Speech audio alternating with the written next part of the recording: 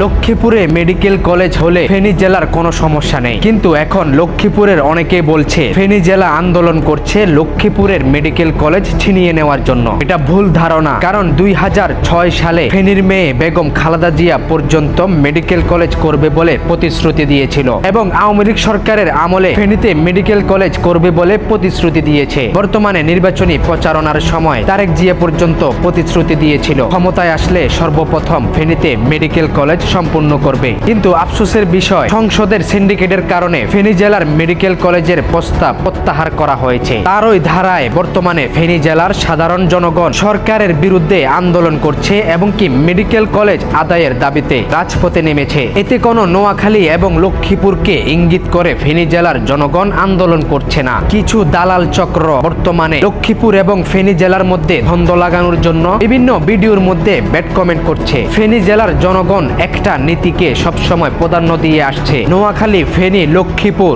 একই মায়ের তিনটি ভাই, যার কারণে নোয়াখালীকে বৃহত্তর নোয়াখালী হিসাবে পরিচিত। লক্ষ্মীপুরে মেডিকেল কলেজ হোক, তাতে ফেনী জেলার কোনো সমস্যা নেই। তবে ফেনী জেলার জনগণকে প্রতিশ্রুতি দিয়ে বর্তমানে মেডিকেল কলেজের প্রস্তাব প্রত্যাহার করা হয়েছে কেন? এর সিন্ডিকেটকে এবং স্বাস্থ্যমন্ত্রী কত কোটি টাকা খেয়ে বর্তমানে ফেনী জেলাকে মেডিকেল কলেজ থেকে বঞ্চিত করেছে।